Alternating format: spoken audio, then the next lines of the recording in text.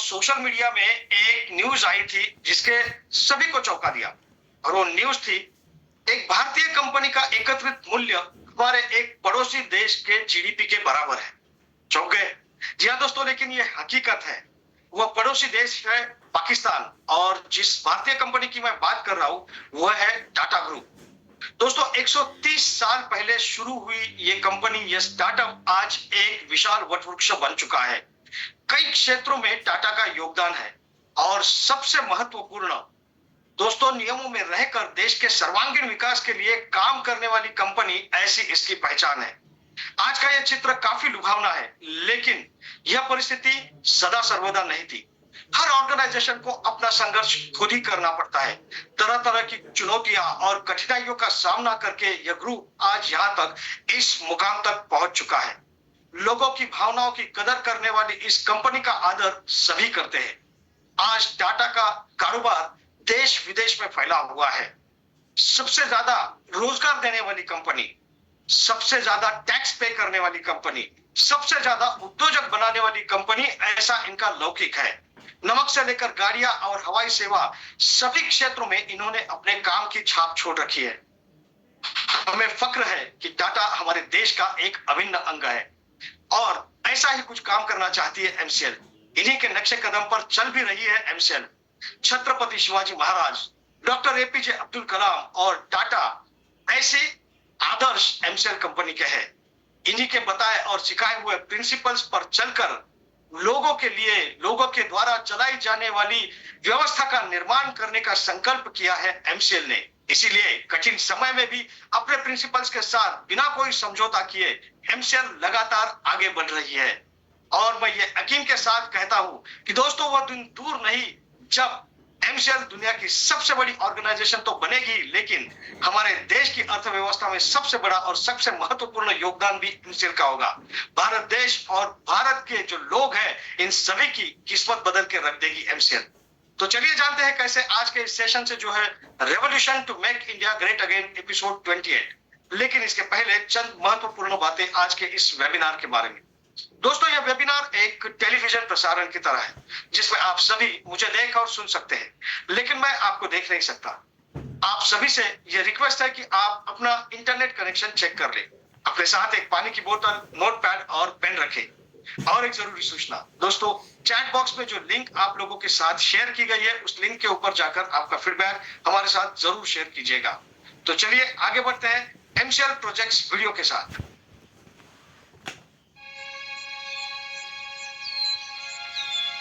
प्रकृति हमारे जीवन का मूल है। जैसे वन्य जीव, पेड़ पौधे, जल, भूमि, वायु, मानव, ये सब पर्यावरण का एक भाग है। वैसे ही मैं भी पर्यावरण का एक हिस्सा हूं। कुदरत के वरदान से बना हुआ एक मानवीय आविष्कार हूं। मैं एमकोल हूं, जो पर्यावरण का समतोल बनाए रखने में मदद करता है। एक कोयला पर्यावरण का समतोल कैसे बना सकता है? कोयला स्वास्थ्य समस्याएं पैदा करता है। कोयला वायु प्रदूषण का कारण बनता है। कोयला प्राकृतिक आवास को नष्ट करता है। फिर कोयला समतोल कैसे बनाएगा? आपके इस सवाल का जवाब मेरे निर्माण के सफर में छुपा हुआ है।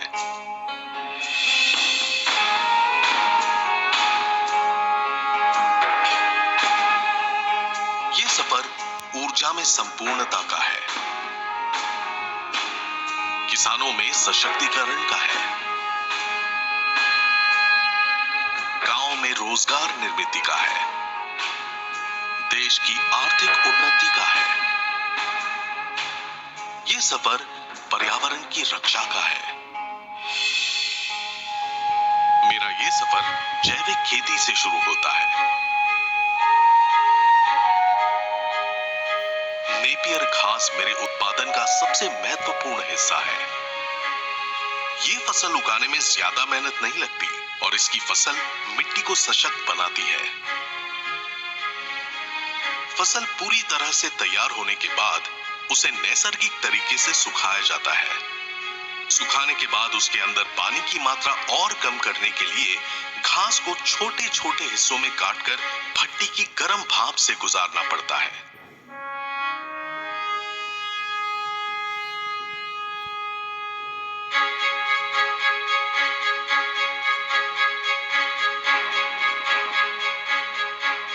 भट्टी में किसी भी तरह के ईंधन और लकड़ी का इस्तेमाल नहीं होता।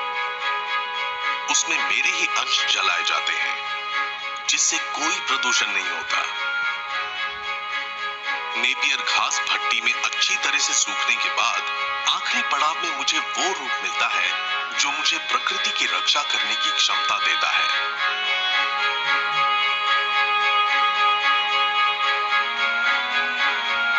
मैं अपने आप पर गर्व महसूस करता हूं कि मैं एक सामान्य कोयला और लकड़ी से बेहतर जलकर कम से कम राख उत्पन्न करता हूं, जिससे मैं पर्यावरण को प्रदूषण और मानव शरीर को हानिकारक बीमारियों से दूर रखता हूं। हाल ही में आईपीसीसी ने मानवता के लिए कोड रेड की घोषणा की है और इस चेतावनी को नजरअंदाज करना हमारी भूल होगी। प्रकृति की सुरक्षा और संरक्षण का साथ देना हमारी जिम्मेदारी है और इसी के लिए मेरा जन्म हुआ है। चलिए अपने आने वाली पीढ़ी के लिए कुछ बेहतर करते हैं। एम-कोल का इस्तेमाल करके उन्नति की ओर एक कदम बढ़ाते हैं।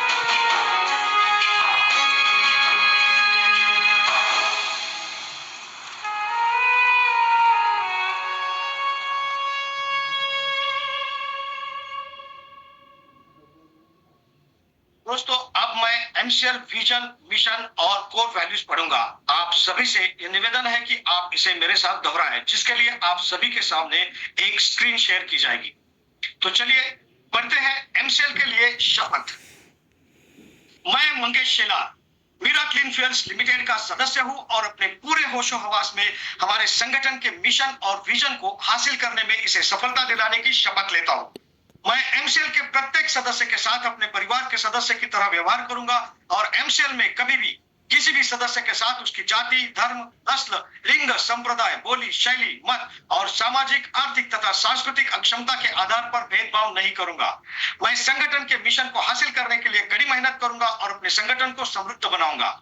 मैं वादा करता हूं कि संगठन की संस्कृति की रक्षा करने के लिए सभी कर्तव्यों एवं जिम्मेदारियों को पूरी अखंडता, योग्यता और समर्पण के साथ पूरा करूंगा। मैं हमेशा एमसीएल के प्रमुख मूल्यों, नीति संहिता और आचार संहिता का पालन करूंगा और उसके खिलाफ किसी भी तरह के गलत आचरण के लिए हर कार्रवाई के लिए तैयार रहूंगा। मैं न्यायोचित आदेशों का पूरी ईमानदारी के साथ पालन करने और काम में किसी भी तरह की चुनौती का सामना करने के लिए तैयार रहने का वादा करता हूं। एमसीएल विजन 2030 तक भारत को ईंधन के क्षेत्र में आत्मनिर्भर बनाना। लक्ष्य एमसीएल एक ऐसी मूल्य श्रृंखला विकसित करने के लिए प्रतिबद्ध है जो ऊर्जा, पर्यावरण और आम लोगों को सशक्त बनाने के लिए समर्पित है। बुनियादी मूल्य नवाचार, कुछ नया करना है तो पुराने तौर तरीकों से काम करना बंद करें। पर्यावरणवाद, अगर पर्यावरणवाद के हित में सोचना कोई सिद्धांत है तो इससे बेहतर सिद्धांत दूसरा नहीं हो सकता। देशभक्ति, यह केवल भावना की बात नहीं बल्कि अपने देशवासियों की सेवा करने की योग्यता की बात है। नैतिक आचार संहिता, निष्ठा, हम अपने व्यवसाय में निष्पक्ष, ईमानदार, पारदर्शी रहेंगे और हम केवल सही काम करेंगे, भले ही कोई भी आसपास न हो। जिम्मेदारी, हमें जो काम सौंपा गया है उसके लिए हम 100% उत्तरदायी होंगे। साथ ही हम अपने ग्राहक, कर्मचारी, सदस्य, पूर्तिकार और समुदाय सहित सभी हितधारकों के प्रति उत्तरदायी होंगे। अनुराग, हम हर कार्य को मन लगाकर पूरे ध्यान के साथ करेंगे ताकि हमारे उत्पादन, हमारे नवीनीकरण, हमारे परिचालन और व्यवसाय के काम में सबसे ऊंचा मानदंड और गुणवत्ता का पालन हो सके। आदर, अपने सभी हितधारकों के प्रति हम हमेशा विनम्र और भरोसेमंद बने रहेंगे ताकि अपने हर चरण में अपनी प्रगति कर सके। मानवता, हम अपने व्यवहार से यह दिखलाएंगे कि हमारा एक ही धर्म है, मानवता की सेवा। आचार संहिता, हमारे एमसीएल के मिशन को हासिल करने के लिए एमसीएल से जुड़े हर व्यक्ति को आजीवन इस आचार संहिता का पालन और प्रचार करना चाहिए। गोपनीयता अनुरक्षण, एमसीएल आपको बहुमूल्य जानकारी सिखाती है और बांटती है। उस गोपनीय जानकारियों को अपने परिवार के सदस्यों और करीबी दोस्तों सहित किसी भी व्यक्ति को नहीं बताना चाहिए। आपको जो डिजाइन, ड्राइंग और दस्तावेज बताए और दिए गए हैं, उन्हें किसी भी व्यक्ति के साथ बांटने के लिए ईमेल ना करें और ना ही इसकी फोटोकॉपी तैयार करें। जितनी जल्दी हो सके घमंड करना छोड़ दे। हमेशा शांत, विनम्र और सभ्य बने रहे। आलोचना, बुराई और परिवाद करना बंद कर दे। एमसीएल समुदाय में किसी भी व्यक्ति के बारे में बुरी बात ना करें। एमसीएल के हितधारकों के बीच हर तरह के आर्थिक व्यवहार को लेकर हमेशा पारदर्शी बने रहे। याद रखें कि हमेशा धनराशि आपके द्वारा किए गए कष्ट की प्रतिफल होगी। किसी भी प्रकार के प्रतिस्पर्धी कारोबार, एमएलएम, धर्म या राजनीति को बढ़ावा देने वाली बातों की हमारे समुदाय में बिल्कुल भी अनुमति नहीं है। समय निष्ठा सफलता की कुंजी है। एमसीएल समुदाय द्वारा बुलाई गई हर बैठक के लिए सभी को समय पर उपस्थित रहना चाहिए। ज्येष्ठ और वरिष्ठ जनों के लिए आज्ञाकारी रहे। समुदाय के साथी सदस्यों, कनिष्ठों और महिलाओं की सुरक्षा करें। आपके साथ हर व्यक्ति को सुरक्षित महसूस होना चाहिए। वास्तविक और निष्ठावान प्रशंसा करें। हमेशा अपने आसपास के लोगों को उनके सकारात्मक गुणों की अन्वेषणा के माध्यम से प्रेरित करें और उन गुणों के बारे में सार्वजनिक रूप से प्रचार करें। समुदाय के साथी सदस्यों पर नजर रखें। यदि आपको कोई सदस्य नियमों का उल्लंघन करता हुआ नजर आता है तो कृपया इसे लिखित रूप से प्रशासन की जानकारी में लाने से न हिचकिचाएं। उल्लंघन करने वालों को सख्ती से दंडित, निलंबित, निष्कासित किया जाएगा। तो चलिए दोस्तों, अब हम आगे बढ़ते हैं हमारे आज के थॉट ऑफ द डे, यानी कि आज के हमारे सुविचार के साथ। आज का हमारा सुविचार है, हिम्मत कर, सब्र कर, बिखर के भी निखर जाएगा। हिम्मत कर, सब्र कर, बिखर के भी निखर जाएगा। यकीन कर, शुक्र कर, वक्त ही तो है, गुजर जाएगा। जी हाँ दोस्तों, कई बार कठिन समय आने पर हमारी हिम्मत टूट जाती है, हमारे सब्र के बांध टूट जाते हैं। दोस्तों, हमारा विश्वास डगमगाता है और सारी दुनिया हमारे खिलाफ लगने लगती है। लेकिन एक बात हमेशा याद रखिए दोस्तों, बुरा वक्त सदा के लिए नहीं रहता, एक ना एक दिन गुजर ही जाता है। और ऐसे ही सैकड़ों बुरे दिनों से गुजर कर भी अपनी और औरों की हिम्मत बनाए रखने वाले उस व्यक्ति को मैं यहाँ इस मंच पर अब आमंत्रित करने जा रहा हूं। तो चलिए स्वागत करते हैं हिम्मत के साथ, जिन्होंने सिखाया जीना, सब्र है जिनका कहना, executive director of MCL miss Prachi Thole. Thank you Mangesh sir. नमस्कार। एमसीएल परिवार में एक बार फिर से मैं आप सबका स्वागत करती हूँ और चलिए हम बढ़ते हैं आज के वेबिनार सेशन की ओर। जैसे हम देखते हैं कि पूरे दुनिया में अभी एक मूवमेंट शुरू है, सेव सॉइल और सेव अर्थ। उसके रिलेटेड रिसेंटली एक रिसर्च जो है वो हुआ है और उसके हिसाब से हमारे पूरे दुनिया की 60% मिट्टी जो है वो ऑलरेडी डिग्रेड हो चुकी है। पर्टिकुलरली अगर हम भारत देश की बात करते हैं तो भारत देश में उसकी 40% जो मिट्टी है वो ऑलरेडी डिग्रेड हो गई है। उसमें से ही स्पेसिफिकली अगर हम हमारा नेशनल जो कैपिटल है दिल्ली और उसके आजू बाजू के रीजन की बात करती है तो दिल्ली में अबाउट 63% जो सॉइल है उसमें अपना 0.5% से भी कम बायोलॉजिकल जो कार्बन है वो कम हो गया है और वो अंडर स्ट्रेस है। आज की जो कहानी है वो ऐसे इंसान की है कि जो इस सॉइल का जो क्वालिटी है उसको बेहतर कैसे कर पाए इस पे काम कर रहे हैं और जिनको सॉइल सेवर ऐसे भी बुलाया जाता है। तो आज की जो कहानी है वो है विकास अब्राहम की। विकास अब्राहम ये जो है इंसान, ये एक आईटी इंजीनियर है और आईटी इंजीनियर होने के बाद में उन्होंने पूरा काम किया, देखा, लेकिन उनको हमेशा ऐसे लगता था कि मैं अपने किसानों और अपने धरती माता के लिए कुछ करूं। इसके बाद में उन्होंने अपना आईटी इंजीनियर का जॉब छोड़ दिया और वो किसानों के साथ जुट गए। वो ये देखने लग गए कि एक्चुअल में क्या ऐसी चीज है जिसकी वजह से फिर से मैं अपने धरती माता का और किसान को वो क्वालिटी दे सकूं जो पहले से हमारे साथ में थी। और उन्होंने जो रीजन है वो चुना अपना दिल्ली नेशनल कैपिटल, जिसकी वजह से भारत देश में ग्रीन रिवॉल्यूशन आया और हम फूड में स्वयंपूर्ण बने।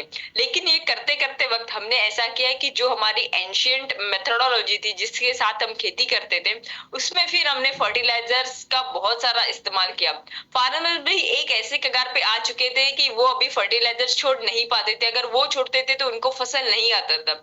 ऐसी सब सिचुएशन में इन्होंने जो है धीरे धीरे करके एक दिल्ली के पास में जो पालेगांव गांव है वो और वहां के फार्मर्स को लेके अपना एक जो मतलब रिसेंटली जो डेवलप्ड एप्स है, इंस्ट्रूमेंट्स है, ऐसे बनाए। इनकी जो टीम है वो टीम एक एरिया और हिस्सा जो है धरती माता का जहाँ पे हम फसल लेते हैं वो चुना वहां पे वो इमिडिएटली टेस्ट करते हैं कि वो सॉइल का क्वालिटी क्या है, उसका कंपोजिशन क्या है, उसके बाद में उसको धीरे धीरे कैसे ऑर्गेनिक बनाना है। और इसके लिए वो जो इस्तेमाल करते हैं खाद, वो बनाते हैं स्टबल। स्टबल यानी जो दिल्ली रीजन का एग्रीकल्चरल वेस्ट है, उसके साथ में जो उनको फूड वेस्ट मिलता है, वो उसको वो बना के उससे ऑर्गेनिक कंपोस्ट बनाते हैं। ऑर्गेनिक कंपोस्ट से वो जो वहां का एरिया है, एग्रीकल्चर लैंड है, उसको वो धीरे धीरे ऑर्गेनिक फार्मिंग में कन्वर्ट करते हैं। आज उन्होंने ऐसा काम किया है कि दिल्ली जो नेशनल कैपिटल है, वहां पे अभी पूरे दुनिया की जो मांग है, उसी हिसाब से उन लोगों को सिर्फ ऑर्गेनिक फ्रूट्स और वेजिटेबल ऐसे ही चाहिए। ये ऑर्गेनिक फ्रूट्स एंड वेजिटेबल पूरे दिल्ली में सप्लाई सिर्फ विकास अब्राहम यही और उनके फार्मर्स करते हैं। आज उन्होंने 1.5 लाख से जो फार्मर्स है उनको ऑर्गेनिक फार्मिंग में कन्वर्ट किया है, और आज 10 से 30 टन डेली माल उनके यहाँ से ही दिल्ली रीजन में जाता है। उन्होंने ये जो काम कर दिखा है, इसके वजह से किसान इतने खुश है कि वो बोलते हैं कि पहले केमिकल फर्टिलाइजर्स यूज करने के बाद में हमें जो स्वाद मिलता था वो नहीं था, लेकिन आज जब हम ये ऑर्गेनिक फर्टिलाइजर इस्तेमाल करते हैं तो हमारी फसल का जो स्वाद है वो भी चेंज हो चुका है। इस तरह एक धरती माता के पुत्र की ये जो छलांग है वो इस तरफ है कि फिर से हम भारत देश को एक सोने की चिड़िया एक्चुअल में बना सके। तो चलिए बुलाते हैं ऐसे इंसान को जिन्होंने एक इसके साथ में नई इंडस्ट्री का आवाहन किया है, सस्टेनेबल इंडस्ट्री। ऐसे हमारे upcoming founder of the sustainable industry for the world, हमारे MD and CEO doctor Shyam Golab sir. Thank you. Thank you madam. दोस्तों नमस्कार, मैं डॉक्टर श्याम गोलब फिर से एक बार आपका इस ट्रेनिंग सेशन में स्वागत करता हूं। मैं आशा करता हूं कि आप सभी लोग स्वस्थ हैं और आप अपने साथ अपने परिवार का, यानी घर का परिवार और एमसीएल परिवार दोनों का ख्याल रख रहे हैं। मैं ये भी उम्मीद करता हूं कि आप सभी लोग 1 घंटा बहुत अच्छी एक्सरसाइज कर रहे हो, अपने हार्ट, अपने लंग को मजबूत कर रहे हो और अपनी इम्यूनिटी को बढ़ा रहे हो। तो चलिए शुरुआत करते हैं आज के इस सेशन के साथ। दोस्तों आज मेरे टॉपिक का भी नाम है सॉइल, मिट्टी। दोस्तों मिट्टी हमारे इस दुनिया की सबसे मूल्यवान ऐसी रिसोर्स है। ये वो रिसोर्स है कि एक बार हमने इसको खो दिया तो बाद में हम इसे प्राप्त नहीं कर सकते। ये मिट्टी वो रिसोर्स है, वो चीज है, वो घर है जिस घर में दुनिया के 87% से भी ज्यादा जीव जिस घर में रहते हैं वो घर है ये मिट्टी। ये मिट्टी वो चीज है कि जिस मिट्टी के ऊपर हर एक जीव इस दुनिया में जो है वो इसके ऊपर ही निर्भर है। इसकी वजह से ही उसकी उत्पत्ति होती है। क्यों? तो दोस्तों हम सभी तरह के जो जीव है, सभी जो सूक्ष्म जीव से लेके सभी प्राणी, वनस्पति, सब कुछ, हमारा जो सोर्स है एनर्जी का वो है सूरज। हम सभी सूरज के ऊपर डिपेंडेंट है, सूर्य के ऊपर डिपेंडेंट है। जो भी एनर्जी हमें लगती है, खाने की हो, इस्तेमाल करने की हो, हर तरह की एनर्जी जो हम इस्तेमाल करते हैं वो बेसिकली हम पाते हैं इस सूरज से, इस सूरज की रोशनी से। और इस सूरज की रोशनी प्रकाश संश्लेषण प्रक्रिया से हमें केमिकल फॉर्म में, केमिकल एनर्जी में तैयार करने का काम अगर कोई करता है तो वनस्पति करती है। ये वनस्पति है जिसकी वजह से ये सूरज की रोशनी, सूरज की ऊर्जा पूरी दुनिया को और हर एक जीव को मिलती है, बड़े छोटे सूक्ष्म जीव सबको मिलती है। और ये जीव, ये वनस्पति कहां से आती है, कहां से उत्पन्न होती है, कौन सा उसको, जैसे मां की कोख हम कहते हैं, कहां से उत्पत्ति होती है, तो वो है मिट्टी। ये मिट्टी है जो एक मां की तरह उसको, उसका पालन पोषण करती है, उसको बढ़ाती है, उसको उत्पन्न करती है, उसको पैदा करती है। ये मिट्टी है जिसकी वजह से ये हर तरह की वनस्पति तैयार होती है। फिर ये वनस्पति ये सूरज की रोशनी, सूरज की ऊर्जा उसमें स्टोर करती है और उस पे एक तो सभी तरह के एनिमल्स भी डिपेंडेंट है और सभी तरह के जीव भी डिपेंडेंट। तो बेसिकली ये जो मिट्टी है ये सभी तरह के जीवों के लिए, जीवों का सोर्स या उत्पत्ति का साधन है। और आज ऐसी परिस्थिति है कि ये जो मिट्टी जिसके ऊपर दुनिया के सभी जीव डिपेंडेंट है, वो मिट्टी बुरी तरह से हम खराब कर रहे हैं, बुरी तरह से। जिस स्पीड से अब ये काम चल रहा है, जैसा मैडम ने कहा कि पूरी दुनिया के साइंटिस्ट लोगों का ये कहना है कि दुनिया में हमारी इस पृथ्वी के ऊपर जितनी भी जमीन है, उस जमीन के ऊपर से 40% जो जमीन है, 40% की जो ऊपर की मिट्टी है वो निकल चुकी। उसको बहुत बुरी तरह से हमने डिग्रेड किया है कि वो अभी उतनी पोषक नहीं है कि जो वो वनस्पति को वो सहारा, वो सपोर्ट दे, उनकी उत्पत्ति कर सके। और अगर ये ऐसे ही चलता रहा तो दोस्तों आने वाले दिनों में बहुत भयंकर संकट हमारे सामने हो सकता है। जिस स्पीड से हम लोग काम कर रहे हैं उस स्पीड से अगर ये चलेगा तो आगे के 30 साल के बाद एक बहुत भयानक खाने का संकट हमारे सभी दुनिया के सामने होने वाला है। आज हमारी लोक संख्या 800 करोड़ से ज्यादा है, देखते देखते वो 900 करोड़ के आगे चले जाने वाली है। और इन लोगों के लिए यानी मनुष्य हमेशा खुद की बात करता है, लेकिन कई सारे सूक्ष्म जीव है, कई सारे कीटक है, कई सारे प्राणी, वनस्पति, सब कुछ है जो इस मिट्टी के ऊपर डिपेंडेंट है। हम उनकी तो बात ही नहीं करते। साइंटिस्ट ये कहते हैं कि अगर इस तरीके से चलता रहा तो और 30 साल के बाद इन लोगों के लिए खाने के लिए भी, अनाज के लिए भी मिट्टी नहीं रहेगी। इतना बड़ा संकट हमारे सामने हो सकता है। तो दोस्तों बहुत जरूरी है इस मिट्टी को समझना, इस मिट्टी का संवर्धन करना। तो सबसे पहले समझते हैं कि हेल्दी जो पोषक ऐसी मिट्टी होती है, यानी क्या होता है, कौन सी मिट्टी है जो पोषक होती है, जो सबसे अच्छे पौधों की निर्मित करती है और जिसकी वजह से दुनिया बहुत अच्छी तरह से चल सकती है। तो दोस्तों सबसे अच्छी मिट्टी वो होती है जिस मिट्टी में जान होती है।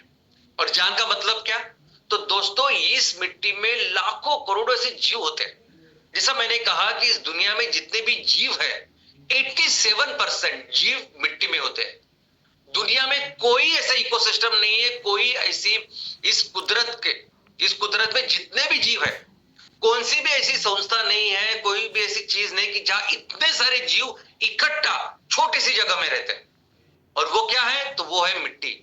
आपको अंदाजा नहीं होगा, लेकिन एक जो हेल्दी सॉइल है, जो अच्छी मिट्टी है, अगर उसको एक टीस्पून, अगर आप एक चम्मच भी उसकी मिट्टी उठाएंगे तो उस मिट्टी में इतने सूक्ष्म जीव होते हैं जो हमारी दुनिया में जितनी भी आबादी है उससे भी ज्यादा। आज की तारीख में हमारी आबादी कितनी है? मनुष्य की आबादी 800 करोड़ से ज्यादा है। तो उस एक चम्मच में 800 करोड़ से भी ज्यादा जीव होते हैं। और इतना घना, इतना स्ट्रॉन्ग, ऐसी नैसर्गिक व्यवस्था है जिसमें इतने सारे जीव रहते हैं, वो सिर्फ मिट्टी है। तो हेल्दी मिट्टी, पोषक मिट्टी, सबसे अच्छी मिट्टी कौन सी है? तो उस जिस मिट्टी में बहुत सारे जीव है, जो जिंदा है, ऐसी मिट्टी जिसमें कई सारे अलग अलग तरह के मकोड़िया है, कई तरह अलग अलग तरह के कीटक है, कम से कम 15-20 अलग अलग स्पीसीज है इस कीटकों की। वो है अच्छी मिट्टी। वो मिट्टी अच्छी है कि जिसमें अलग अलग तरह के अर्थवर्म या केचुए है। वो मिट्टी जिसमें इस मिट्टी का मिट्टी जिनका घर है, ऐसे अलग अलग तरह के जीव, वनस्पति, प्राणी, वो सब जिसमें होते हैं, ये है अच्छी मिट्टी। और वो मिट्टी, क्योंकि ये सभी जो सूक्ष्म जीव, ये सभी तरह के जीव है, ये मिट्टी को पोषक बनाने का काम करते हैं। मिट्टी की जो पोषकता आती है वो बेसिकली इनकी वजह से आती है। मिट्टी में जो पोषक तत्व, जीवन सत्व, मूल द्रव्य, अभी हमें भी जिंदा रहने के लिए जो जीवन सत्व लगते हैं, जो मूल द्रव्य लगते हैं, वो कहां से आते हैं, कहां से प्राप्त करते हैं? वो बेसिकली वनस्पति से। और वनस्पति को वो कहां से मिलते हैं? तो वो मिट्टी से। तो इन मिट्टी को वो सब देने का काम कौन करता है? तो वो सूक्ष्म जीव। और वो सिर्फ सूक्ष्म जीव नहीं, ये कछुओं से लेके सांप से लेके छोटे छोटे कीटक जो है, ये सभी अपना अपना काम करते हैं, अपना अपना कार्य करते हैं, इस मिट्टी को बेहतर पोषक बनाने का काम करते हैं। और यही मिट्टी जो सबसे अच्छा पोषकता इन वस्तुओं को, इन वनस्पति को दे सकती है, इसे ही हम कहेंगे हेल्दी सॉइल। दोस्तों अभी ये अच्छी मिट्टी है, ये हम कैसे देख सकते हैं? तो इसके कुछ प्रॉपर्टीज होती है, फिजिकल, बायोलॉजिकल, केमिकल। अभी फिजिकल प्रॉपर्टी यानी कौन सी? तो फिजिकल प्रॉपर्टीज यानी वो चीजें, वो गुणधर्म जो हम देख सकते हैं, जो महसूस कर सकते हैं, जो हाथ से समझ सकते हैं। तो इस मिट्टी का कलर, इस मिट्टी की ट्रांसपेरेंसी, इस मिट्टी की डेंसिटी, इस मिट्टी का टेम्परेचर, ये सभी चीज उसमें होती है। पोरोसिटी। अभी इसमें क्या होता है कि ये मिट्टी बहुत कॉम्पैक्ट होने की जरूरत नहीं। अभी हमें समझा है कि इस मिट्टी में कई सारे जीव रहते हैं, तो उन जीवों के काम करने के लिए जरूरी है कि मिट्टी के जो 2 कण है उसमें हवा हो, उसमें बाकी की चीजें हो। तो इसीलिए वो मिट्टी, जिस मिट्टी का टेम्परेचर सही हो, जिस मिट्टी का pH सही हो, जिसका कलर सही हो, ये सभी दर्शाते हैं कि ये मिट्टी अच्छी मिट्टी है, हेल्दी मिट्टी। दूसरी है केमिकल प्रॉपर्टीज, केमिकल विशेषताएं। उसमें क्या क्या आता है? तो उसमें वो सब मूलद्रव्य है कि नहीं, जीवन सत्व है कि नहीं। अभी हमारी बॉडी बनती है कार्बन, नाइट्रोजन, फास्फोरस, इन सब चीजों से, वैसे ही उन चीजों की जरूरत होती है वनस्पति को। तो अगर मिट्टी में ये सब चीजें हैं, अगर इसमें कार्बन है, पोटेशियम है, फास्फोरस है, नाइट्रोजन है, तो इसका मतलब वो मिट्टी अच्छी है। तो ये, और इसमें होता है पीएच। पीएच यानी एसिडिटी और अल्कलिनिटी, ये दिखाने का एक इंडिकेटर। तो ये पीएच भी सही होना चाहिए, और ये सेम वैसे ही काम करते हैं जैसे हमारी बॉडी काम करती है। हमारी बॉडी भी अगर कभी भी बिगड़ी तो दो ही इंडिकेटर होते हैं, एक उसका तापमान, टेम्परेचर, और दूसरा होता है पीएच। डॉक्टर कभी भी ये दोनों चीजें ही देखते हैं। वैसे ही हमारी मिट्टी एक्चुअली एक लिविंग चीज है, जिसमें ये सब चीजें हम देखते हैं कि उसकी पीएच और बाकी की चीजें कैसी है। वैसे ही बायोलॉजिकल प्रॉपर्टीज, अभी बायोलॉजिकल प्रॉपर्टीज में क्या आएगा? जैविक विशेषता में क्या आएगा? तो जैविक चीजें। जैविक विशेषता में आएगा जीव। तो एक्चुअली आपके मिट्टी में कितने जीव हैं? और जीव कैसे दो प्रकार के होते हैं, वनस्पति के जीव और प्राणी। तो वनस्पति में अलगे से लेके छोटे छोटे कई सारे ऐसे जीव है, यानी ये जो पत्तियां वगैरह सब गिर जाती है, वो पत्तियां भी मिट्टी के साथ मिलके तो अपना कार्बन, नाइट्रोजन उस मिट्टी को देते हैं, और इस पत्तियों को, इस पूरे बायोमास को ह्यूमस ऐसे कहते हैं। तो ये भी बहुत अच्छा इंडिकेटर है कि अगर जमीन में ह्यूमस ज्यादा है, कार्बन ज्यादा है, तो ये बहुत अच्छी चीज है। और कई सारे सूक्ष्म जीव वनस्पति के, यानी जैसे मैंने कहा कि अलगे, एक अलग अलग तरह के अलगे हैं जो जमीन में होते हैं, अलग अलग तरह की वनस्पति जमीन में होते हैं। वैसे ही प्राणी, यानी सिंपल कई सारे बैक्टीरिया, फंगाई, कई सारे सूक्ष्म जीव इसमें रहते हैं, कई सारे कीटक। ये जो कीटक है, ये बहुत बड़ा, बहुत अच्छा काम इस जमीन के लिए करते हैं। तो बायोलॉजिकल प्रॉपर्टी यानी जैविक विशेषताएं जमीन की क्या है, मिट्टी की क्या है, तो मिट्टी में ये देखना कि ये सब चीजें है कि नहीं। अभी इसमें बहुत अच्छा रोल एक बड़े पेड़ का भी होता है। बड़े पेड़ की जो रूट सिस्टम होती है, जो ब्रांचिंग होती है, वो भी बहुत काम आती है मिट्टी को उपजाऊ बनाने के लिए, बेहतर बनाने के लिए। और दोस्तों, इस मिट्टी की सबसे जरूरत अगर कुछ है, सबसे ज्यादा इंपॉर्टेंस अगर कुछ है, तो ये दुनिया चलाने के लिए है। अब ये दुनिया चल रही है जिस एक प्रिंसिपल के ऊपर, सस्टेनेबिलिटी, इस चीज के ऊपर, यानी करोड़ों सालों से ये दुनिया चल रही है। करोड़ों सालों से, जैसे हर दिन सूरज आता है, हर दिन दिन होता है, हर दिन रात होती है, इसी को कहते हैं हम सस्टेनेबिलिटी, जो करोड़ों साल से चलती आ रही है। वैसे ही अभी ये तो पूरे ब्रह्मांड की बात हुई, लेकिन अगर जमीन की बात करें, अगर हम अपनी पृथ्वी की बात करें, तो इस पृथ्वी के ऊपर कई तरह के जीव है, करोड़ों तरह के जीव है अलग अलग। और ये सभी जीवों की व्यवस्था कुदरत ने कैसी की है, इस माँ ने कैसे की कि आपको जो भी जरूरत है, आप अपनी जरूरत को करिए, पूरा कीजिए, यानी खाइए पिए, और फिर से वो चीज आपको फिर से मिल जाती है। यानी आपकी जो जरूरत है वो आप जरूरत लेते हो, आप अपनी जरूरत पूरी करते हो, और वो फिर से आपको आते हैं। और यही चलता आ रहा है करोड़ों सालों से, जिसकी वजह से दुनिया चल रही है, हर जीव चल रहा है। और इसके लिए अगर कोई एक सिंगल चीज जिम्मेदार है, और जिसकी वजह से ये दुनिया सस्टेनेबल चल रही है, तो वह सिर्फ और सिर्फ मिट्टी। दोस्तों, ये मिट्टी है जिसकी वजह से दुनिया सस्टेनेबल है।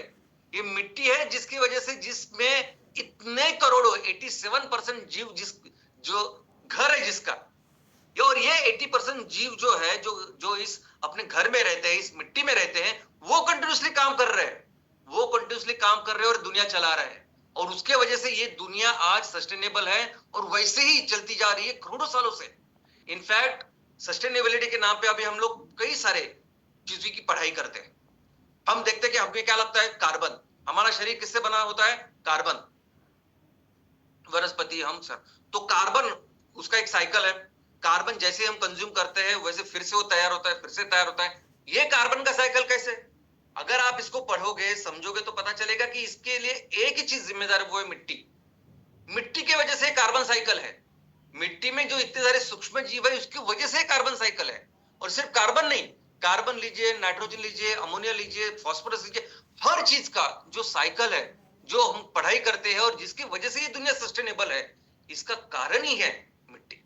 तो पूरी दुनिया को करोड़ों सालों से चलाने वाला अगर कारण कोई है, तो वो है मिट्टी। दोस्तों, ये मिट्टी पानी को शुद्ध करने में भी बहुत बड़ा काम इसका है। यानी जो पानी मिट्टी से होते हुए जो नीचे होता है ना, उसको कुछ भी ना किए बिना आप ऐसे ही कंज्यूम कर सकते हैं। यानी इस मिट्टी में इतने सारे जीव होते हैं, ऐसी रचना होती है उनकी कि आप जब तक वो पानी नीचे नीचे जाता है, ये पानी पूरी तरह से शुद्ध हो जाता है। यानी फिजिकली तो शुद्ध होता ही है, फिजिकल जो चीजें नहीं चाहिए वो तो निकलता ही है, लेकिन जो हार्मफुल चीजें हैं, जो बीमारी तैयार करने वाले ऐसे घटक हो सकते हैं, उसको पूरी तरह से निकाल देते हैं ये सूक्ष्म जीव। तो ये मिट्टी बहुत अच्छा काम करता है कि पानी को शुद्ध बनाने का।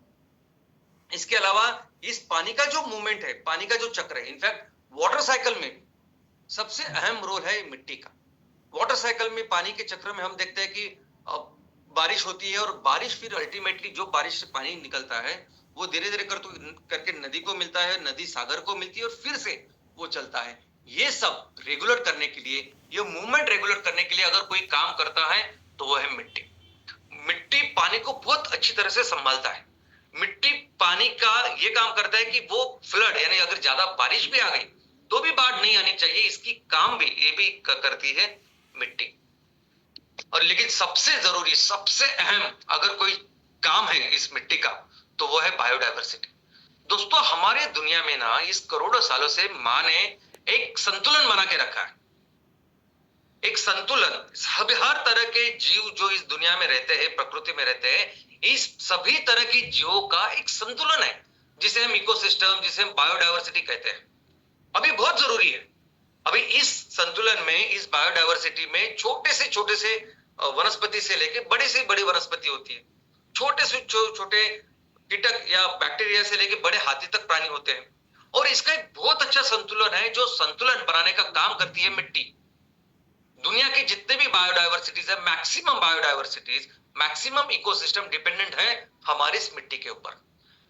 और इसका संतुलन रखना बहुत जरूरी है, क्योंकि अगर इसका संतुलन बिगड़ गया तो बहुत बड़ा परिणाम हम सब पे होता है। और ये देखा हमने कोरोना में देखा। अभी कोरोना ये जो जीव है, कोरोना ये जो वायरस है, ये थोड़ी हमने उत्पन्न किया है, ये थोड़ी कहीं से निकल आया, ये हमेशा था। कोरोना हमेशा इस प्रकृति के संतुलन में था, इस बायोडायवर्सिटी में था। वो हमने गलत काम किया, हमने उस संतुलन को बिगाड़ा, इसलिए फिर इतना नुकसान हुआ कि 2 साल तक हमने वो देखा। और उसके बाद अभी भी जो एक ऐसा जीव है कि जिसको से ज्यादा लोग मरते हैं, वो है मच्छर। मच्छरों के कारण सबसे ज्यादा लोग मरते हैं। अगर किसी कीटक की वजह से, जीव की वजह से मरते तो वो मच्छर है। अब ये मच्छरों को भी अच्छी तरह से उसका नियंत्रण करने का काम प्रकृति ने करके रखा है। वो देखती है प्रकृति की, ना बाघों की संख्या बढ़े, ना मच्छरों की, ना सांपों की, वो सब पूरा संतुलन है। लेकिन हम हमेशा हर वक्त जो संतुलन बिगाड़ रहे हैं, उसके कारण ये बीमारियां हैं, उसके कारण ये चीजें हैं। तो बहुत जरूरी है दोस्तों, हमारी इस दुनिया में इस प्रकृति का, पर्यावरण का संतुलन बनाए रखें। और अगर हमें संतुलन बनाना है, अगर हमें काम करना है, तो हमें ख्याल रखना होगा हमारी मिट्टी का, क्योंकि हमारी वो मिट्टी है जो ये संतुलन बनाने का काम करती आ रही है और वही करती है। दूसरा, हमारी इस मिट्टी में कई सारे ऐसे जो जीव जो है, वो कई सारे जो बीमारी तैयार करने वाले, जैसे मैंने अभी कोरोना का एग्जांपल दिया या मच्छरों का एग्जांपल दिया, वैसे कई सारे जीव है, जो सिर्फ मनुष्य की बात नहीं कर रहा हूं मैं, मनुष्य ही नहीं, कई तरह के अलग अलग वनस्पति, अलग अलग तरह के प्राणी, उनको वो अपायकारक हो सकते हैं, उनके लिए बीमारी तैयार कर सकते हैं, लेकिन उनको खत्म करने का काम वो छोटे छोटे सूक्ष्म जीव करते हैं। अगर हमारी मिट्टी सही है, अगर हमारी मिट्टी पोषक है, अगर हमारी मिट्टी हेल्दी है, तो उस मिट्टी में ऐसे अलग अलग जीव होते हैं जो इन बीमारी तैयार करने वाले जीवों को कंट्रोल में रखते हैं। जैसे मैंने मच्छर का एग्जांपल दिया। इनफैक्ट अगर आप जहां फसल कर रहे हो, अगर आप खेती कर रहे हो, और खेती में अगर आपकी मिट्टी अच्छी है ना, तो आपको ज्यादा पेस्टिसाइड, ज्यादा इंसेक्टिसाइड देने की जरूरत ही नहीं, क्योंकि इतना सुंदर संतुलन हमारी इस अच्छी मिट्टी का होता है ना, कि वो अपने आप इन सब का ख्याल रखती है। इतना ही नहीं, ये मिट्टी फिजिकल स्टेबिलिटी देती है। जितने भी छोटे पौधों से लेके बड़े बड़े वृक्ष जो निकलते हैं, उसको फिजिकल स्टेबिलिटी तो देती है, लेकिन हमारे इतने गांव, इतने शहर, इतने सारा स्ट्रक्चर्स, इतना जो कुछ कंस्ट्रक्शन हम करते हैं, उसको भी सपोर्ट करने का काम, उसको भी स्टेबिलिटी देने का काम ये मिट्टी कर रही है। इसके अलावा बहुत इंपॉर्टेंट रोल है इसका क्लाइमेट में। दोस्तों, क्लाइमेट में अगर आप देखोगे तो हम बहुत बड़े स्केल में कार्बन डाइऑक्साइड निकाल रहे हैं, लेकिन पृथ्वी पे ऊपर ये कुदरत की जो व्यवस्था है पानी की और जमीन की, उसकी वजह से मैक्सिमम कार्बन डाइऑक्साइड ये दोनों ले जाते हैं और बहुत थोड़ा सा बाहर निकलता है जो हमको इतना परेशान कर रहा है। तो सोचिए कि अगर ये व्यवस्था नहीं होती कुदरत की तो क्या होता था। तो सबसे ज्यादा जो कार्बन डाइऑक्साइड जो सिंक होता है या जो एब्जॉर्ब होता है वो होता है पानी, और पानी के बाद जो होती है वो जमीन। इस जमीन के ऊपर हर पौधा, हर वनस्पति, हर वो चीज जो इस पे ग्रो होती है, उनका तो खाना है कार्बन डाइऑक्साइड, यानी डायरेक्टली कंज्यूम करती है। अभी देखिए पानी का तो है ही, लेकिन यहाँ वनस्पति जो भी तैयार होती है, जो भी इस मिट्टी से उगती है, वो खाती है इसको, वो खाना है कार्बन डाइऑक्साइड, कार्बन। तो सबसे पानी के बाद सबसे लार्जेस्ट कार्बन सिंक अगर कोई है तो वो है हमारी ये मिट्टी। तो ये भी जरूरी है कि अगर हमें इस क्लाइमेट को अगर कंट्रोल करना है, अगर इसको बेहतर करना है, इसको सही रखना है, तो उसके लिए भी जरूरी है कि हम मिट्टी का ख्याल रखें। और दोस्तों ऐसी सब परिस्थिति में ऐसी मिट्टी जो इतनी वाइटल है, इतनी इंपॉर्टेंट है, इसको बहुत बुरी तरह से आज हम डिग्रेड कर, यानी साइंटिस्ट लोग कहते हैं कि 40% मिट्टी जो निकल गई है जमीन से, उसमें से तो 1/3 तो इतनी सीवियरली डिग्रेडेड है कि वहां कुछ भी नहीं हो सकता। वो कहते हैं कि इस मिट्टी में इतने सारे कीटक, यानी कीटक का पूरा जो बायोमास है इस मिट्टी को लेके है। 80% कीटक अभी इस मिट्टी से निकल चुके हैं, 80%। और हम देख सकते हैं ना, हमारे भी लाइफ साइकिल में हमने जो देखा, यानी बचपन में जितने कीटक दिखाई देते थे अभी वो नहीं दिखाई नहीं देते, वो बोल रहे हैं। और उन्होंने ये भी कहा है कि जितने भी सूक्ष्म जीव है वो भी कम होते जा रहे हैं और बहुत जल्दी इसको ठीक करना होगा, हमारे पास बहुत कम समय है। उन्होंने कहा है कि हमारे पास सिर्फ 15 से 25 साल है आगे के। अगर इसमें हमने आज से अगर हमने शुरुआत की तो अगले 15 से 25 साल में इसको बेहतर कर सकते हैं। लेकिन और 30 साल बाद हमने अगर किया तो उसको 2 साल से भी ज्यादा लग सकता है इसको बेहतर करने के लिए। और सॉइल डिग्रेडेशन का मतलब क्या है, तो वही मिट्टी को बेजान बनाना, खत्म करना मिट्टी के अंदर जो सूक्ष्म जीव उसको पूरी तरह से इस तरह से खत्म करना कि उसमें कुछ है ही नहीं, फिर वो पत्थर जैसे ही, ना ही उसमें कुछ उग सकता है, ना उसमें कुछ पोषक तत्व हो सकते हैं। और दोस्तों ये कितनी डिग्रेड हो चुकी है इसका भी क्लासिफिकेशन वो हमेशा करते हैं। पहला कौन सा क्लासिफिकेशन, वर्गीकरण, कि मिट्टी में बायोलॉजिकल डिग्रेडेशन कितना है। इसका मतलब उस मिट्टी में जो जीव होने चाहिए वो कैसे कितने कम हो चुके हैं। तो उसमें ह्यूमस कितना कम है, कार्बन कितना कम है, ये एक तरीका है देखने का। दूसरा ये तरीका है देखने का कि उस मिट्टी में जो सूक्ष्मजीव होने चाहिए वो कितने कम है।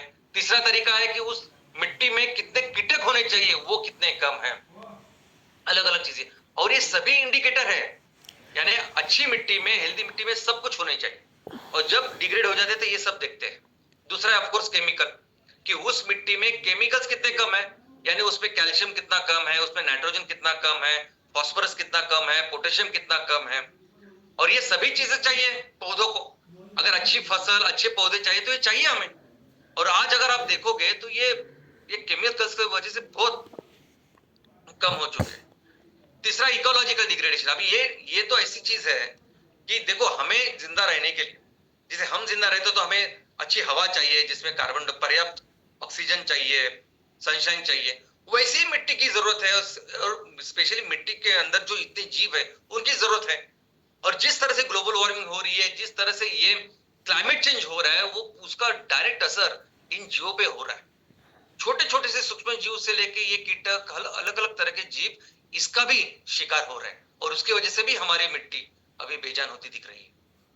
फिजिकल डिग्रेडेशन, हाथों से मिट्टी को खराब करना, हाथों से कंस्ट्रक्शन करना, गलत माइनिंग करना जो नहीं करना चाहिए।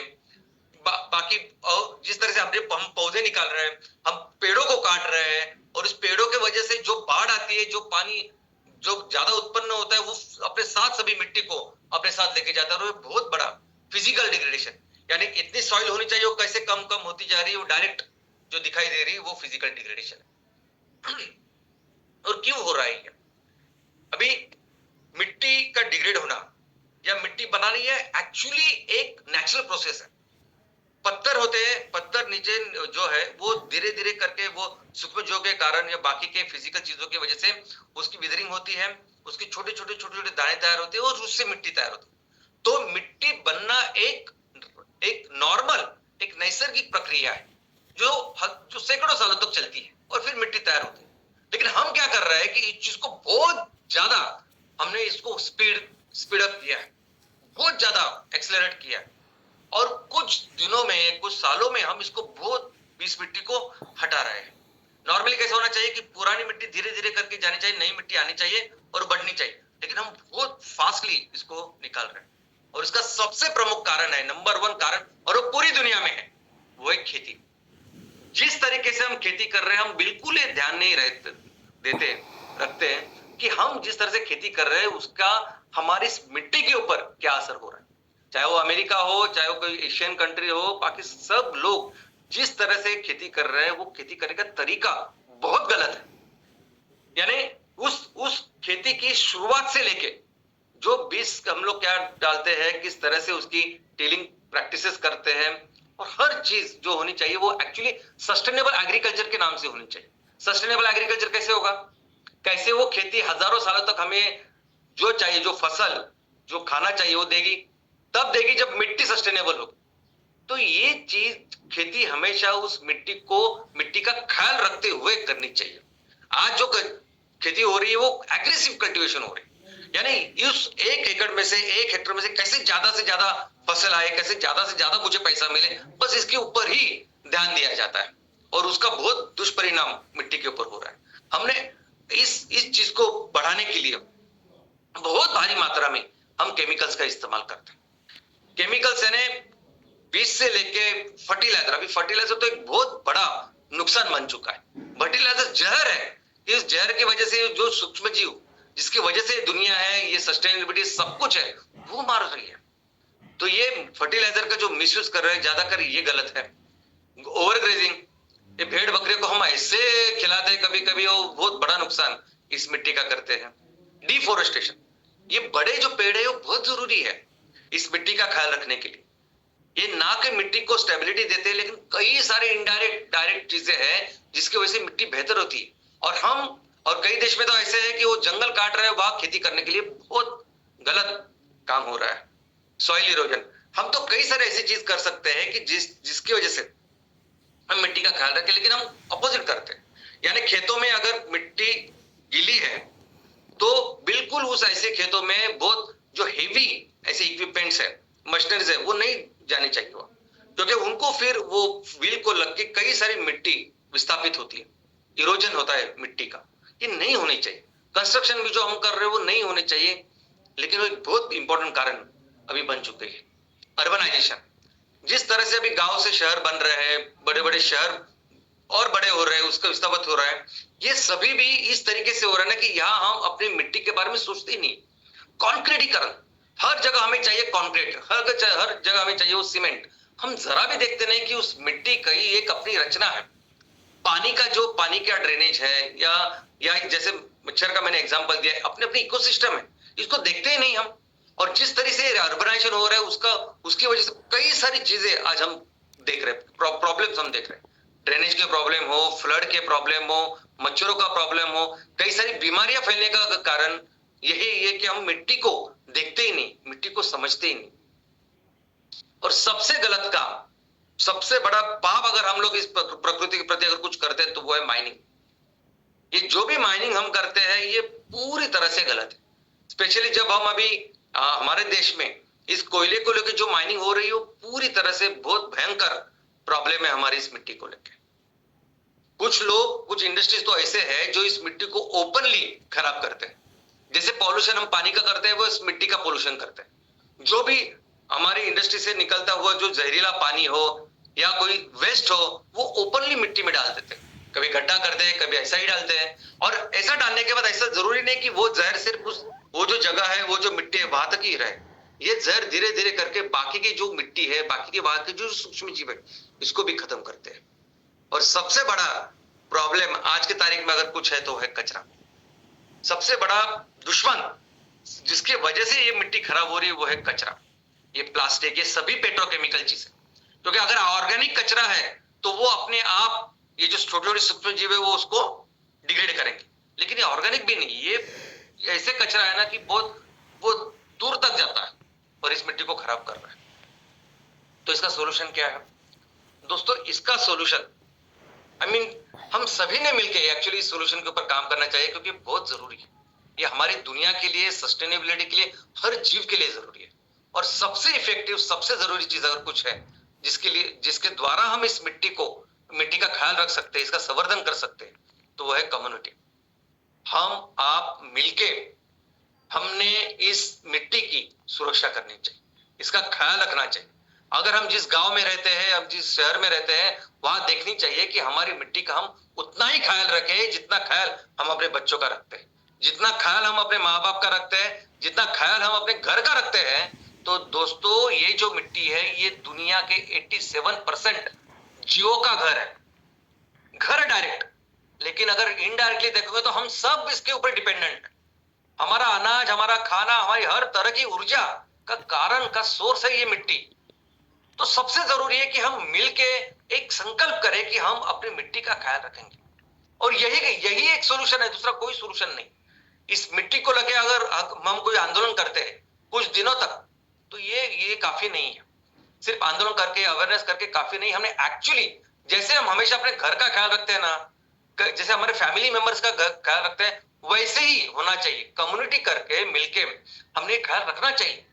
और यही है ना, यही संकल्पना है बेसिकली एमवीपी, एमयूपी, इनके पीछे। बिजनेस तो है ही, लेकिन विलेज प्रोजेक्ट, अर्बन प्रोजेक्ट यही है कि हर हफ्ते आप मिले, आप इसके ऊपर बात करें, समझे जरूर चीजें कितने जरूरी है, और काम करें, क्योंकि दूसरा तरीका ही नहीं है। कोई नहीं आएगा हमारे घर के बाजू की जो या आंगन की मिट्टी को बेहतर करने के, हमें ही करना पड़ेगा। और ऑफ कोर्स रूल्स रेगुलेशन है, नियम है, कायदे कानून है, वैसे तो है ही। वैसे ऑन पेपर देखेंगे तो बहुत सारे कायदे कानून, हम एक पेड़ भी काट नहीं सकते, लेकिन उसकी अमलबजावनी भी वैसी होनी चाहिए। और सबसे इंपॉर्टेंट जो हमारे हाथ में है, जो हम कर सकते हैं, वो है एग्रीकल्चर। दोस्तों, ये जो खेती हम कर रहे हैं ना, वो रिस्पॉन्सिबली करनी चाहिए। खेती ऐसी करनी चाहिए कि जो सस्टेनेबल हो। सस्टेनेबल खेती में आएगी वो इंटरक्रॉपिंग की, जैसे एक क्रॉप, जैसे आप जानते हैं रेगुलर क्रॉप, ये बहुत इंपॉर्टेंट है। क्रॉप रोटेशन, एक ही तरह की फसल बार बार हम लेते रहेंगे तो उसकी वजह से फिर वो जो उस फसल को चाहिए वो एक ही तरह के एलिमेंट लगते हैं, और उसकी फिर कमी होती है जमीन। तो फिर कुछ एक अंतकाल के बाद एक दूसरी फसल होनी चाहिए। और ये पूरी ये सभी प्रैक्टिसेस हमें पता है, हमारे कृषि सहायक या कृषि अधिकारी जो है वो हमें बता सकते हैं, कई सारे लोग हमें बता सकते हैं। लेकिन सबसे जरूरी क्या है, जब किसान अपने आज की फसल छोड़ दूसरी फसल लेके जाए, तो उसकी मार्केटिंग की रिस्पॉन्सिबिलिटी, या वो बेचेगा कहाँ, ये उसको सपोर्ट चाहिए, कंपलसरी चाहिए। किसान भी तैयार करेगा, किसान भी रेडी है, किसान भी समझता है, किसान के लिए भी ये मिट्टी उसकी माँ जैसी ही है। लेकिन फिर इससे जो उगाएगा उसको लेने का या उसकी मार्केटिंग की जिम्मेदारी लेनी चाहिए, और वही काम एमसीएल कर रही है। दोस्तों, ओवर इरिगेशन, यानी कभी कभी ऐसा होता है ना कि हम लोग इतना, वो खेतों में एक बार पानी डाला तो हम देखते ही नहीं कब तक वो पानी जा रहा है, क्या कर रहा है। तो ये भी कहीं ना कहीं बंद होना चाहिए। ये जो ओवर इरिगेशन है वो खत्म होनी चाहिए। राइट फर्टिलाइजर राइट अमाउंट पे। दोस्तों, वो जो जीव है, देखो हमें मिट्टी का ख्याल रखना है, नहीं किसका ख्याल रखना है, तो वो जो असंख्य जीव है उनका ख्याल रखना है। तो उनको जो पोषक तत्व चाहिए, जो फर्टिलाइजर चाहिए, तो वो फर्टिलाइजर ऑर्गेनिक होनी चाहिए। वो केमिकल तो जहर है उनके लिए, और वो सही मात्रा में होने चाहिए ताकि वो उसका इस्तेमाल कर सके, और वही चीजें फिर आगे वनस्पति को दे पाए। और यही तरीका है सस्टेनेबल एग्रीकल्चर का। इनफैक्ट इन सबकी शुरुआत हमारी बीजों के साथ होनी चाहिए। बीज भी ऑर्गेनिक चाहिए। आज ज्यादा चाहिए, इसलिए हम लोग ज्यादा फसल होनी चाहिए, ज्यादा आउटपुट होना चाहिए, फिर जेनेटिकली मॉडिफाइड या कई सारे चीजें का इस्तेमाल करते हैं। ये कहीं ना कहीं बंद होना चाहिए। 100% ऑर्गेनिक फार्मिंग की व्यवस्था होनी चाहिए। यानी अगर आप पेस्टिसाइड का इस्तेमाल कर रहे हैं, इंसेक्टिसाइड का इस्तेमाल कर रहे हैं, फर्टिलाइजर का इस्तेमाल कर, हर कोई चीज जो हम खेतों में कर रहे हैं, हमने ये देखना चाहिए कि वो ऑर्गेनिक है और सस्टेनेबल है। हमें हमेशा ख्याल रखना चाहिए वो असंख्य जीवों का जो इस जमीन में, इस मिट्टी में है, और उस तरीके से ये काम करना चाहिए। इनफैक्ट सबसे अच्छी चीज है नेपियर ग्रास। आप इस सॉइल डिग्रेडेशन के ऊपर आप पढ़िए, जैसे मैडम ने कहा कि कैसे ऑर्गेनिक फार्मिंग को लेके वो पर्सन काम कर रहे हैं, वैसे ही जहां जहां मिट्टी खराब हो रही है तो क्या करें। अभी इस मिट्टी की उत्पादकता कम है, कुछ नहीं हो रहा है, कुछ नहीं कर सकते, कैसे उसको बेहतर बनाए? तो पूरी दुनिया में जितने भी साइंटिस्ट के ऊपर काम करते हैं ना, तो उनका सोल्यूशन है ग्रास। ग्रास और लेग्यूम्स, द्विदल वनस्पति। अभी ग्रास ग्रास इसलिए है कि उसकी जो जड़ें होती है वो बहुत, उसकी जो एक फाइब्रस ऐसी होती है, वो जमीन को पकड़ के रखती है। ग्रास में पूरी दुनिया में सॉइल डिग्रेडेशन के ऊपर जो भी काम हो रहा है, जिसके ऊपर काम किया है, अमेरिका से लेके अफ्रीका से लेके एशिया के अलग अलग देशों में सभी लोगों ने जो काम किया वो सिर्फ और सिर्फ नेपियर ग्रास के ऊपर। दोस्तों, इस ग्रास कैटेगरी में सबसे अच्छा है नेपियर। ऐसी जमीन जहां पोषक तत्व एकदम कम हो चुके हैं, डिग्रेड हो चुकी है, तो क्या कर सकते हैं? कौन सी वो वनस्पति आ सकती है जो कम से कम पोषक तत्वों में आ सकती है, कम से कम पानी पे हो सकती है? तो वो है नेपियर। और ये ऑनलाइन है। ऑनलाइन अगर आप देखोगे तो भी आपको पता चलेगा इस नेपियर के ऊपर कैसे नेपियर ने जमीन को बेहतर बनाया है। ऐसे कई सारे रिपोर्ट्स आपको मिलेंगे, कई सारे ऐसी केस स्टडीज आपको मिलेगी कि किस तरह से इसके ऊपर काम हो रहा है, और ये बहुत जरूरी है। दूसरा है टेरेस फार्मिंग, यानी जहां जहां स्लोप है, जहां जहां हमें पता है कि हवा से या पानी से या किसी भी चीज से वो मिट्टी नीचे आने वाली है, इरोजन उसका होने वाला है, तो वहां हमने एक तो फार्मिंग करनी चाहिए, पेड़ लगाने चाहिए और उस मिट्टी को रोकना चाहिए, उसको मिट्टी को सपोर्ट देना चाहिए। और ये पेड़ है, फिर पेड़ बाकी सब चीजों का ख्याल रखते हैं। और सबसे इंपॉर्टेंट ट्री, दोस्तों छोटे छोटे पेड़ तो है, लेकिन सबसे जरूरी है बड़े वृक्ष। ये जो बड़े पेड़ होते हैं बहुत काम के होते हैं। ये जो बड़े पेड़ है, ये बड़े पेड़ के जो विशाल नीचे जो सिस्टम होती है, रूट सिस्टम, ये बहुत काम की होती है। ये पानी से लेके जमीन मिट्टी की पोषकता से लेके उन जीवों से लेके कई सारी चीजें हैं जो प्रदान करती है। हम हमेशा इकोनॉमिक चीजें देखते हैं, लेकिन कई सारी चीजें, जब डिटेल में जाएंगे तो आपको पता चलेगा। और ऑफ कोर्स रिस्पॉन्सिबल अर्बनाइजेशन। दोस्तों, जहां भी हम लोग अभी अपने शहरों को बड़ा कर रहे हैं, गांव से शहरों की तरफ जा रहे हैं, बड़ा कर रहे हैं, हम हमेशा कंपलसरी सोचना चाहिए ना उस मिट्टी का, कि किस तरह से हम काम कर रहे हैं। हर जगह क्या जरूरत है सीमेंट की, क्या जरूरत है, उस सभी चीजों को और अपने तरीके से हम उसको बदल देते हैं। कोई भी कंटूर हो, कोई भी पानी का प्रवाह हो, कुछ भी अपने अपने तरीके से हम करते हैं। जरा भी सोचते नहीं कि नेचर ने, प्रकृति ने इतने सालों के बाद क्या व्यवस्था की है, उस व्यवस्था को समझना और उस तरीके से अपने आप को बढ़ाना, शहरों को बढ़ाना, कितनी इंपॉर्टेंट चीज है। अभी जैसे पुणे का एग्जाम्पल दिया था मैडम ने, कितनी गलत हो रहा है। सिर्फ पुणे नहीं, कई सारे शहरों में अभी ये चीज कि हम जो भी अर्बनाइजेशन कर रहे हैं, बिल्कुल उसकी रिस्पॉन्सिबिलिटी, इस मिट्टी की रिस्पॉन्सिबिलिटी नहीं ले रहे, जो लेनी चाहिए। और रिस्पॉन्सिबली हमने काम करना चाहिए कि मिट्टी का हम ख्याल रखें। मिट्टी के अंदर जो पानी का मूवमेंट है, जो बेसिकली उसकी जो बायोडाइवर्सिटी और इकोसिस्टम है, वो कैसी रहेगी, उसका ख्याल रखना चाहिए। और दोस्तों, भले ही ये प्रॉब्लम है, संकट है, और बहुत आने वाला बड़ा संकट है जिसके ऊपर पूरी दुनिया काम कर रही है, लेकिन इस संकट के साथ हमारे लिए, पूरे एमसीएल फैमिली के लिए एक बहुत बड़ा अवसर भी है। क्या अवसर है? तो दोस्तों, ये मिट्टी जो अभी डिग्रेड हो चुकी है, जिसमें कोई भी पोषक तत्व नहीं, इसको दवाई चाहिए। इसको चाहिए ऐसा कुछ फर्टिलाइजर, ऐसी कुछ दवाई की जो दवाई इस जमीन में वो पोषक तत्व फिर से प्रदान करे, और सस्टेनेबल वे में करें, ऑर्गेनिक वे में करें। और ये काम करेगा हमारा सबका एमसीएल सॉइल कंडीशनर। दोस्तों, हमारे जितने भी एमसीएनजी के प्लांट है ना, नंबर वन प्रोडक्ट अगर कोई होने वाला है तो वो मीथेन नहीं है, उससे बहुत बेहतर होने वाला है हमारा फर्टिलाइजर। और ये फर्टिलाइजर नहीं है सिर्फ, ये खाद नहीं है, ये सॉइल कंडीशनर। हम पूरी दुनिया में इसको एमसीएल सॉइल कंडीशनर के नाम से ही बेचेंगे, क्योंकि ये बनता है नेपियर ग्रास से। वो नेपियर ग्रास जो इतना सकस, इतना पोषक है कि इसको घास करके हम अपने जानवरों को खिलाते हैं। और पूरी दुनिया जानती है नेपियर ग्रास के बारे में कितनी अच्छी है। और वो नेपियर ग्रास से अगर हम इतना शुद्ध, इतना अच्छा, अगर ये फर्टिलाइजर बना रहा है, ये सॉइल कंडीशनर करके काम करेगा, ये दवाई का काम करेगा। ये जब डिग्रेडेड सॉइल में 3, 5, 7 साल